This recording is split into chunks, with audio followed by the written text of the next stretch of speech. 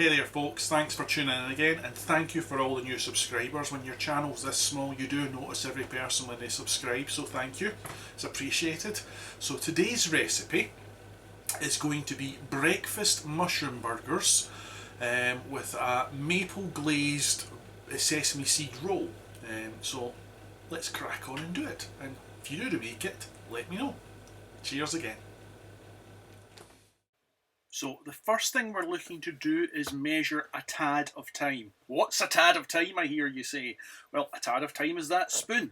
These are spoons that I picked up from the ProCook shop, but you can get them online. There's lots of variants of the same. You've got a tad, you've got a pinch, you've got a smidgen, and you've got something else which my brain can't remember at this particular second.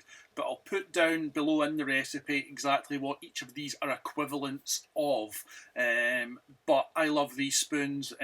Picked them up because I see recipes that say add a pinch or etc. and I never know what they're talking about. Now I've got a consistent measurement that I can actually use and say that's a pinch, that's a tad, this is a smidgen. So that's what's used for measuring out what you're putting into each of your mushrooms here. So it's a tad of thyme into each mushroom. Just sprinkle it around and get it into those veins. And next up is the measurement I couldn't remember. It's a dash of rosemary. So 1 dash of rosemary per mushroom, just like the thyme.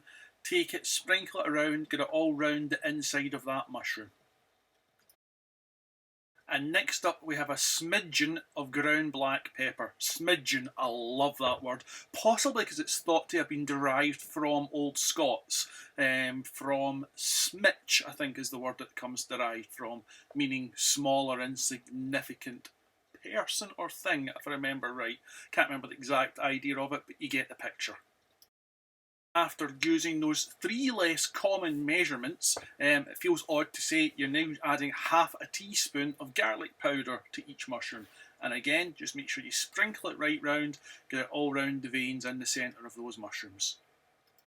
If your salt grinder has the option, this is just a cheap one with refillable options from Costco, which does have the option. If it has it, set your salt grinder to coarse and give 3 grinds into the centre of each mushroom.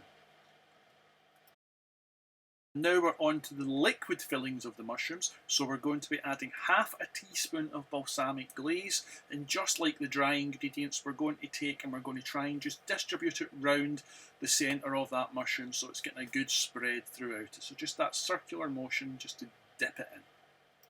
And the last ingredient we're going to be adding is half a teaspoon of olive oil, and just like the balsamic glaze, not vinegar, you're going to take and move it round the centre. Just that wee circular motion, just so you get a good coverage dripped into the centre of each mushroom.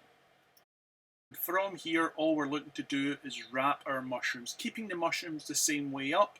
We're just going to fold our tin foil over from each side, and that way the folds remain at the top, so you know which side is up for your mushroom, because you don't want them to come pouring out. Haven't done that one yet, but no doubt someday I will. And that's our mushrooms prepared and ready to go in the oven. I like to keep them on a silicone lined tray, just as you see. It just makes the clean up easier should you get any leakage out of tin foil. You shouldn't, but it can happen. I'm not going to go through the entire process of how to make rolls in this video. I'll cover the rolls separate, but for the glaze on the rolls that I have with these burgers, I use a maple syrup glaze, which is 50% water, 50% maple syrup.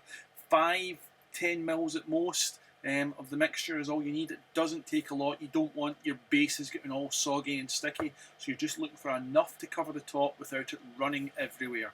And from there we can then sprinkle our toppings on. The 2 different types of toppings that I will use is either straight sesame seed or a mixture of poppy seed and black onion seed.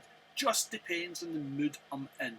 And occasionally I'll change it for a golden syrup glaze rather than the maple syrup glaze. So you have options, go with what you want, but as I say with the glaze, don't use too much. All you're looking for is enough to cover the top without it running down. You're just looking for that sticky tackiness, which will help your actual seeds of choice adhere. And whilst our rolls are in the oven, we can then take and just prep up our beef tomato. We're looking for nice thick slices, and not what I got here with the green stalk in the centre, so that was just an extra little cut just to get rid of that green stalk that was down in the tomato. So nice thick chewy slices of tomato. When it comes to taking your rolls out of the oven, don't do the mistake I did here and leave them in slightly too long because you were thinking of other things and you sort of slightly forgot about them. So they were slightly over fired here. Part of the darkness you see there is just the maple syrup glaze. Part of it is me leaving them in just slightly too long. So let them cool under a flour cloth sack on a rack, and then come back to them when they've cooled. And once your rolls are cool, your mushrooms can then go into the oven for 20 minutes at 200 degrees Celsius. And whilst our mushrooms are in the oven, we can take and then prep our rolls for toasting. So just take and half down your rolls, and then you're either going to put them under your grill, or if your toaster has a bagel option, bagel eyes as I like to call it, stick it in your toaster and just toast one side of each roll. And to the top and the bottom of each bun, we're going to add a slice of cheese. I use a choice of 3 generally, which is a smoked German type, Emmental, or Monterey Jack. This time round, we're using Monterey Jack and we're using smoked German. To the bottom half of each roll, we're now going to add a generous squeeze of mayo. And again on the bottom, we're now going to put our tomato slices out. As I said already, nice big thick juicy tomato slices. And the top half of the bun gets a generous squeeze of ketchup, as you see. Now that our rolls are all prepared, we should be able to get those mushrooms out of the oven. Now be very, very, very extremely careful taking these out of the oven. They're extremely juicy and you don't want to scald yourself with the steam or the juices. The juice is the bit I tend to worry about most, not so much the steam, but both can be dangerous and problematic. You can see the amount of steam coming out, but it's all that liquid juice is the bit that can really burn your hands. So I do it with silicone gloves, heat-proof silicone gloves. Use tongs, use whatever safety methods you're comfortable with. Just don't burn yourself.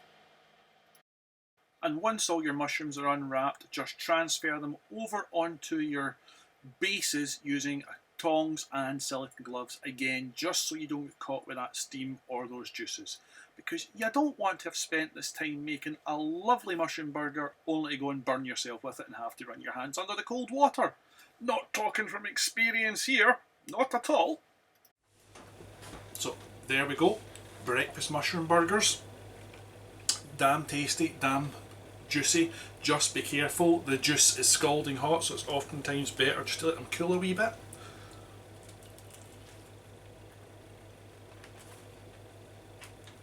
And a real meaty like texture to them as well. So I recommend those 2 cheeses. Obviously use what you want, vegan cheeses etc. are also very nice, but the mozzarella along with the smoked, just for that combination. Mozzarella? I didn't mean mozzarella, I meant Monterey Jack along with the smoked, really nice combination. So if you do make them, let me know. And again, thanks for watching, and do all the doobly-doo stuff down below, like, subscribe, share it with your pals. Take care folks, all the best.